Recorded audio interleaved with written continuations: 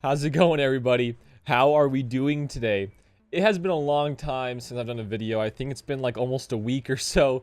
But man, life is just crazy. But I thought I'd hit you guys with another video today. I want to talk about fleets. I know I think my last video or two has been kind of on fleets, but I mean, it's a great time to talk about it still because of the new fleet changes and also a new ship that we just got added into the game not too long ago. Basically, the rebels are going to be very, very good, and you know they probably will have some options to kill the Executor with some different fleet compositions, perhaps. Basically, this new ship, I don't think it's added into the it is right there, Outrider. It is going to be a very fast ship. It's Dash Rendar's. It's going to take the spot of Biston, it looks like. So you could possibly make up, if they added another second capital ship being Rebels, they could maybe have another useful fleet there as well. But for right now, this guy's looking really, really great. I'm very excited to see some gameplay of this guy down the line. But for right now, this guy's looking very good. But I still think that in terms of GAC, 3 fleets is way too much right now, I gotta say. It's like not even a matter of characters as much. You could set like 3 pretty solid defenses in fleet. You could set the Negotiator, you can set Executor, you could set like an Empire fleet, whether it's Chimera or the Executrix. And I would say those 3 are some of the better defenses in the game right now. Sorry, I'm taking my Crocs off right now. I've had them on all day. Those are definitely 3 of the best defenses, and I feel like if somebody were to set those 3, and let's say you don't keep your pretty much mirror matches or like having those guaranteed counters in your back pocket, and let's say one of those 3 battles doesn't work out for you, you're pretty much toast. It sucks to say, it really does, but that's the reality of the situation.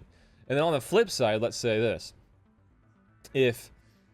Let me just show you guys. I mean, it just happened to me in GAC, and I'm just kind of like, I'm going to share with you my thought process here as to what I'm going to be doing down the line, for fleet, that is. So I set this time I'm going to call it cheese because I feel cheesy about it.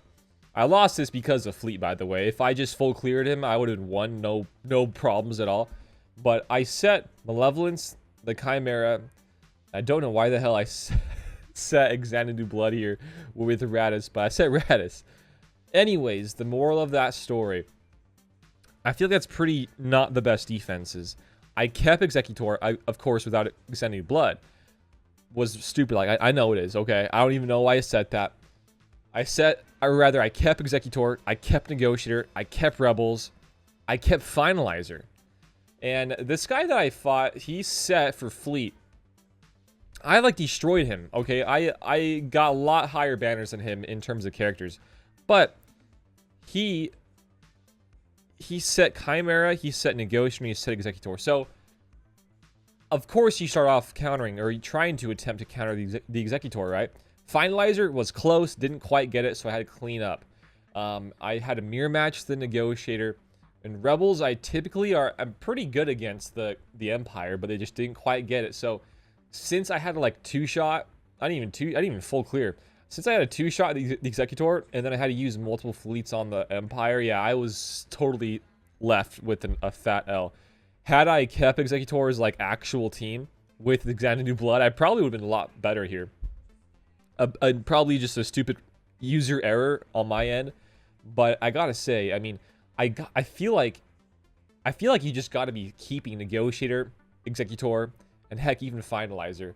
If you had perhaps like a really, really decked out Finalizer fleet with a First Order, then I would definitely set your own Executor. Otherwise, if you don't, I would just mirror match it for the easy win. Because it's not even about banners in these right here. It really isn't, not yet at least, for fleet. It's more about just getting the full clear.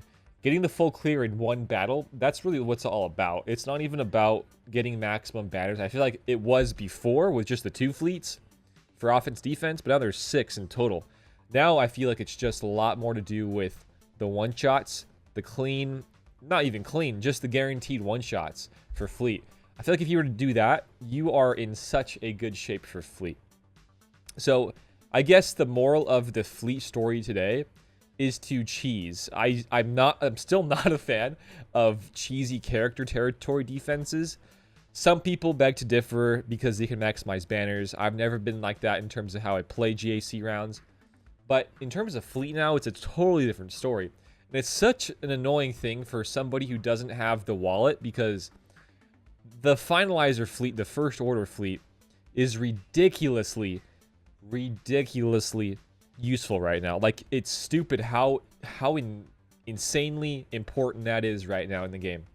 I'm gonna just take this off. I'm not sure why I have these guys, but it really is. I mean, having that in your back pocket to kill, you can kill negotiators, you can kill some rebels, you can mirror match that if I were to guess. You can kill malevolences, you can kill executors, you can pretty much kill every single fleet in the game with just that one fleet, if you have them built up properly, unlike me. But just that fact alone is enough for me to just be like, wow, I wish I had that wallet. I really do. So my defense strategy is pretty much the same, but keeping my actual Xanadu blood for offense. I'm not a fan of Malevolence on offense right now. I mean, it's a good defense, I suppose, but also good offense. Either way, I feel like I'm indifferent about it, I guess you could say. I'm very indifferent about the Malevolence right now. I still think Chimera is very great for defenses, and Radis probably is just an easy peasy, just turn it on defense, set it on defense, you're good to go. But yeah, I definitely think that's the way to go in Fleet for GAC. Because you wanna worry about Fleet as least as you possibly can. You want to keep the Fleet thing. You want to just get to it. You want to break through the bottom, get through the top, break through the top, bottom, and then get to Fleet. You want to get to that point, and you want to just feel like you are on top of the world, and you're gonna get the easiest dubs in the entire game. And that's what it should be. I mean, I would say the same with Fleet, or with rather characters and not Fleet, but there's so many more teams you have to kill. Right now, I feel like it's just a lot safer to play that easy peasy game with the ships and just, you know, just chalk it up, easy dubs. Again, this is like my way to play this game, and for the characters, I like to set a bit more GLs, putting some more pressure onto the enemy. Not keeping as much for myself, but enough to the point where I feel comfortable I can still get all of them like done, like typically like a one shot or so. But yeah, that's pretty much it for my little rant today, guys. I know I've been a bit busy. I've been out of the whole Swiggo YouTube stuff. Another thing is I just don't really know video ideas, I guess, these days. I don't have time to stream either. Some days I do, most days I don't. But with school wrapping up here in the next little bit, I should have some more time. But if you guys have any other ideas for videos you would like me to go and cover, let me know, guys. I'm still alive. I still do YouTube. I just have been busy. Hopefully you guys are still doing good out there. Until next time, guys, I will see you later. Peace out and have a good one. Bye, guys.